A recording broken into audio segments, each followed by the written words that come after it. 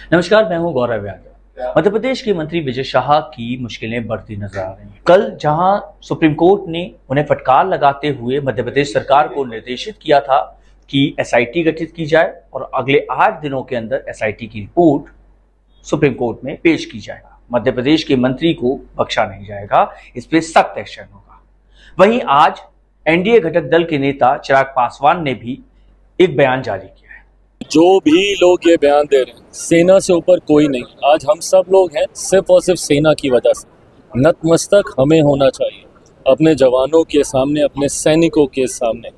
ऐसे में जो व्यक्ति ऐसे बयान दे रहे हैं, भले वो मध्य प्रदेश के मंत्री हों या जो भी लोग, जो हमारे जवानों की तुलना आतंकियों के परिवार के साथ कर रहे हैं, ये शर्मनाक बयान है। अगर ऐसा बयान मेरी पार्टी का कोई देता तो शायद मैं उसे तत्काल प्रभाव से उम्र भर के लिए पार्टी से बाहर कर देता। बट बहरहाल मैं गठबंधन का साथी होने के नाते सिर्फ ये सुझाव ही दे सकता हूँ। ऐसे में पर मैं इतना मैं ज़रूर मानता हूँ कि हमारे गठबंधन का, हमारे देश का नेतृत्व तो हमारे प्रधानमंत्री का, और प्रधानमंत्री जी की सोच सबका साथ, सबका विकास, सबके विश्वास की सोच है।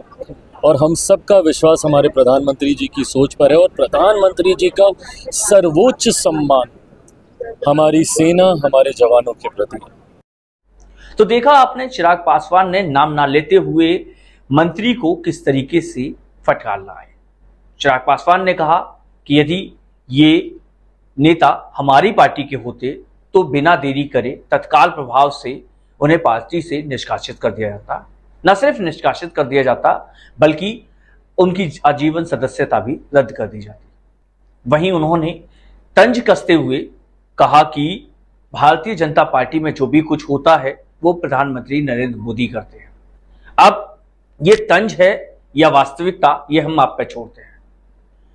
लेकिन समझने वाली चीज ये है कि बिहार चुनाव बिल्कुल नजदीक है और ऐसे में चिराग पासवान का बेबाक अंदाज में ये बात कहना कि बीजेपी में जो भी कुछ होता है वो प्रधानमंत्री नरेंद्र मोदी की इच्छा से होता है या प्रधानमंत्री नरेंद्र मोदी करते हैं।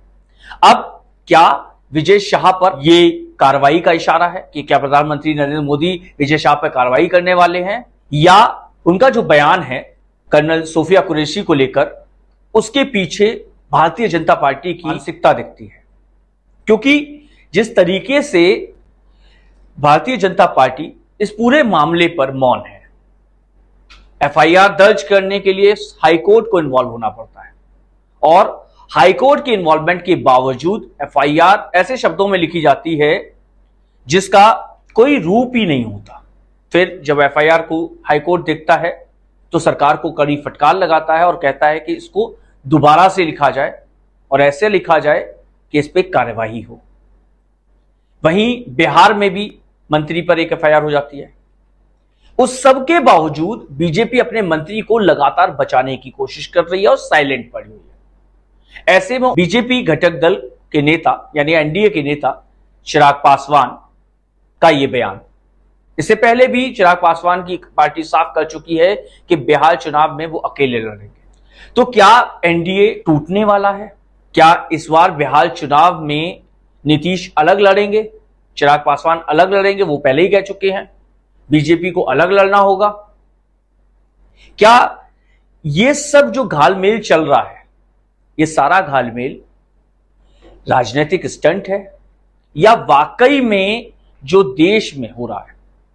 जो अभी कुछ दिन पहले हमने देखा आतंकवादी हमला हुआ, उसका बदला भी लिया गया, लेकिन उस बदला लेने के बाद जिस तरीके से मंत्री का बयान और बीजेपी की चुप्पी है, ये सब आखिर चल क्या रहा है?